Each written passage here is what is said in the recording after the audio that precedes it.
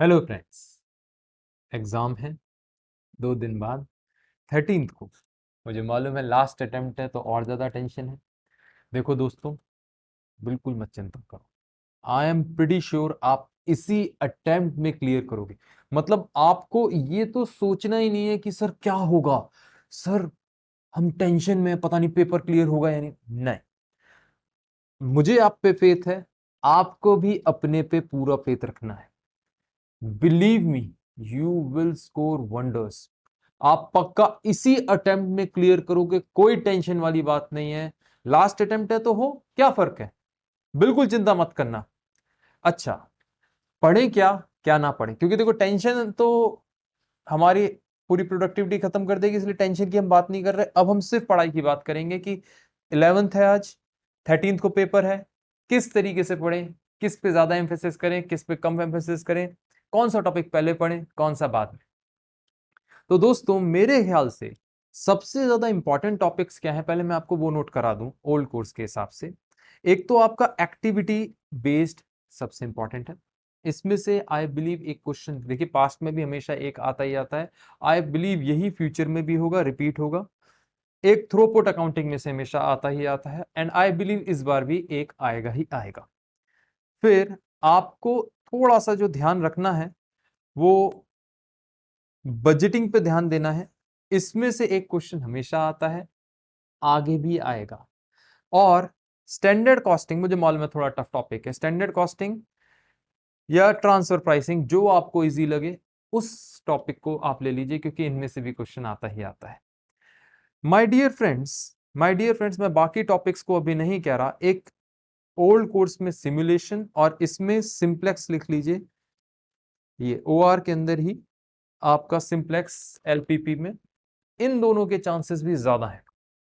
तो मैंने आपको क्या क्या बताया, देखिए स्टैंडर्ड कॉस्टिंग और ट्रांसफर प्राइसिंग में जो भी आपको ज्यादा अच्छा लगे वो पहले करिए। बाकी जो मैंने एनसर्कल किए हैं, जैसे activity based costing, throughput accounting, मैंने एनसर्कल किया है बजटरी कंट्रोल और सिंप्लेक्स एंड सिमुलेशन, इन्हें आप सबसे पहले करेंगे। मतलब आपको अराउंड 8 to 10 आवर्स इन्हें करने में लगाने हैं, और इनिशियली लगाने हैं। और ये क्यों भी करवा रहा हूं, क्योंकि ये आप 13th की मॉर्निंग में रिपीट करेंगे। आपको कंपल्सरीली 13th की मॉर्निंग में इसको रिपीट करना है, ताकि आपकी productivity at most at maximum हो। क्योंकि देखिए 90% चांस है इसमें से क्वेश्चन आना ही आना है।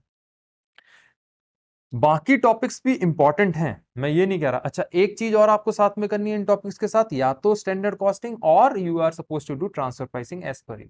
सो दीज टॉपिक्स आपको करने हैं, क्योंकि इन दोनों में से भी आता है। लेकिन अगर मैं इतने सारे टॉपिक कराऊंगा, आपको सारी टॉपिक लिखवा दिए सर, फिर बचा क्या?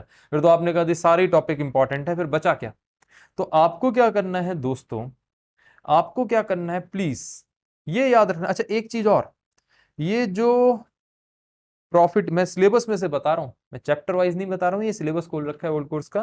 प्रॉफिटेबिलिटी एनालिसिस है ना, ये भी आप एक्टिविटी बेस्ड कॉस्टिंग के साथ ही पढ़ लीजिएगा, सिमिलर टॉपिक है, तो आपको ये भी एक्टिविटी बेस्ड कॉस्टिंग के साथ ही पढ़ना है। अच्छा दोस्तों, तो आपको पढ़ना कैसे, मैं ये बिल्कुल नहीं लेके चल रहा कि कौन अर्ली राइजर है, कौन नाइट आउल है, कौन रात को देर तक पढ़ता है, कौन सुबह उठता है। मेरा यहाँ पे एम्फेसिस है कि आपकी प्रोडक्टिविटी मैक्सिमम। पहली चीज क्या मैंने बताई कि आपको इन टॉपिक्स को पहले अभी पढ़ना है 8 to 10 आवर्स लगा के, फिर 13th को दोबारा रिवाइज करना है, बिकॉज ये ज्यादा इंपॉर्टेंट टॉपिक्स हैं। पढ़ने सारे टॉपिक हैं, कुछ नहीं छोड़ना। जो टॉपिक कम आता हो, थोड़ा डिफिकल्ट लगता हो, उसको एंड में करना। नया टॉपिक बिल्कुल भी टच नहीं करना, बिल्कुल नया टॉपिक टच नहीं करना। एक दो बातें मेरी बड़ी ध्यान से सुनना। एग्जाम में आपको अराउंड 116 या 120 मार्क्स का पेपर आएगा। जो 116, क्योंकि 100 मार्क्स का करना होता है, चॉप्स चॉइस वगैरह लगा के 116 का आता है, कई बार 120 का आता है, कई बार 125 का भी आ चुका है। तो I am not going into that, typically 120 का देखा जाता है। तो लेट अस से 120 मार्क्स का क्वेश्चन है, तो आपको 20 मार्क्स तो आपको छोड़ने है, क्योंकि चॉइस है। जरूरी नहीं है कि आपको पहला फर्स्ट क्वेश्चन सबसे पहले करें, बिल्कुल जरूरी नहीं है। हाँ, वो करना ही करना है, दैट इज ओके, लेकिन हो सकता है एंड में करें, और हो सकता है कि अगर हमारे पे टाइम ना हो तो उसको स्किप भी कर दें, इससे कोई फर्क नहीं पड़ता। क्यों ऐसा बोल रहे हैं सर? क्योंकि मेरा जो टारगेट रहता है, देखो ओल्ड कोर्स के अंदर क्या होता है, 80 मार्क्स से ज्यादा का पेपर नहीं होता। मैं आपको बिल्कुल जेन्युइनली बोलूं, आप कहेंगे सर आपके स्टूडेंट्स के 90 प्लस मार्क्स आते हैं, आप कह रहे हो 80 मार्क्स से ज्यादा का पेपर नहीं होता। यहां मैं जो बात कर रहा हूं, एक एवरेज स्टूडेंट की बात कर रहा हूं। एक एवरेज स्टूडेंट अराउंड 80 मार्क्स का पेपर कर पाता है, 80 टू 84। तो हमें टारगेट ही वो लेके चलना है, टारगेट ही 80 टू 84 मार्क्स का पेपर लेके चलना है। मतलब हम मान के चलेंगे 20 मार्क्स छूटने के चांसेस हैं, और हम उसी हिसाब से अपने आप को, अपने माइंड को रेडी करके चलेंगे। क्योंकि देखो लेंथी आएगा पेपर, एज यूजुअल हमेशा लेंथी आता है ओल्ड कोर्स का, आप कुछ भी नहीं कर सकते। आप 100 मार्क्स का जो सोच रहे हैं ना 100 मार्क्स का करके आऊंगा, आई बेग योर पार्डन, आप बहुत बड़ी गलती कर रहे हैं, आपको मिसगाइड किया गया, मैं ये कहूंगा। तो आपको क्या करना है, आपको ध्यान देना है कि इन टॉपिक को पहले पढ़ना है। अराउंड 80 मार्क्स के हिसाब से आप टारगेट करके चलिएगा। जो 80 मार्क्स के हिसाब से आप टारगेट करेंगे, इसका मतलब आपका होता है, देखिए अगर मैं 3 आवर्स मतलब 180 मिनट्स के अंदर 100 मार्क्स बोलता हूं, तो ये हो जाते हैं 18 मिनट्स में 10 मार्क्स का क्वेश्चन, है ना। मैंने आपसे क्या कहा, I told you that you are suppose to target कि आप इन्हीं 80 मार्क्स 180 मिनट्स में करेंगे। सो अराउंड आपके पास 22.5 हो जाएगा फॉर 10 मार्क्स क्वेश्चन। आप चेक कर लीजिएगा, शायद यही कैलकुलेशन आ रही है। तो अगर आपके पास, मैं आपको एक रेंज लेके चल रहा हूं कि अगर 10 मार्क्स का क्वेश्चन है तो आपको अराउंड 20 मिनट्स में उसको फिनिश करना ही करना है। बिकॉज ऑफ सर्टेन रीजन आप 20 मिनट से एक्सीड कर रहे हैं, तो leave that question then and there itself, PTO लिख के पेजेस छोड़ दीजिए। अगर एंड में टाइम हुआ तो आ जाएंगे। बिल्कुल मत घबराना कि सर आधा क्वेश्चन छूट गया, एग्जाम में स्टेप मार्किंग होती है। आप सब जानते हैं, मैं पास्ट में एग्जामिनर रह चुका हूं, सी फाइनल कॉस्टिंग का पेपर ही चेक किया मैंने, तो मुझसे ज्यादा अच्छा तो कोई नहीं जानता। हाँ, तसल्ली वसल्ली के हिसाब से मत सोचिए कि यार सर एक्स टीचर ने कहा था, वाई टीचर ने उटपटांग बातें बताई थी कि हमारे दिल को तसल्ली मिलनी चाहिए, पूरा क्वेश्चन होना चाहिए। नहीं, ऐसा कुछ नहीं होता।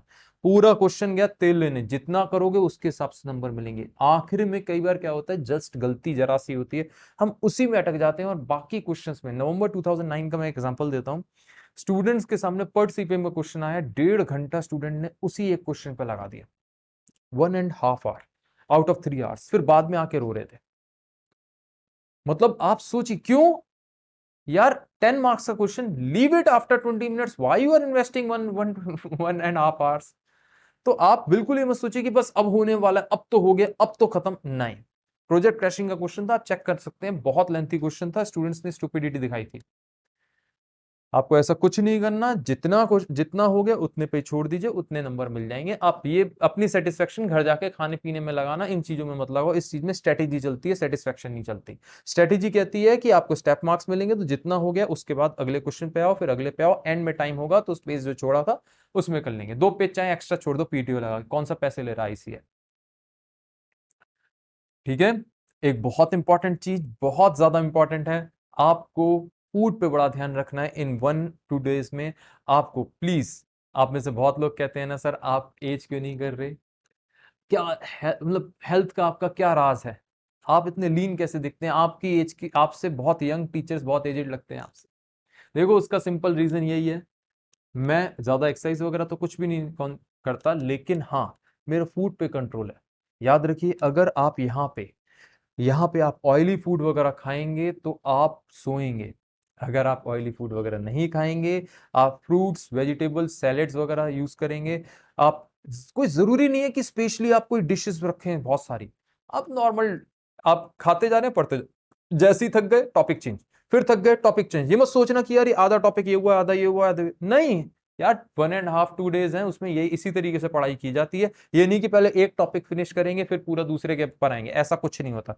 जब पढ़ते पढ़ते थके, बोर हुए, स्विच द टॉपिक, बोर हुए, स्विच द टॉपिक। इस तरीके से आपका बहुत अच्छे, देखो हमारे को स्ट्रेटेजिकली पढ़ना है ना, तो हमें इनिशियली क्या करना पड़ेगा, एक तो इन टॉपिक को लेना पड़ेगा, दूसरा हम जैसे ही बोर होंगे, एक से ज्यादा 1-2 टॉपिक एक साथ उठा के चलेंगे, जैसे ही बोर होंगे स्विच इट।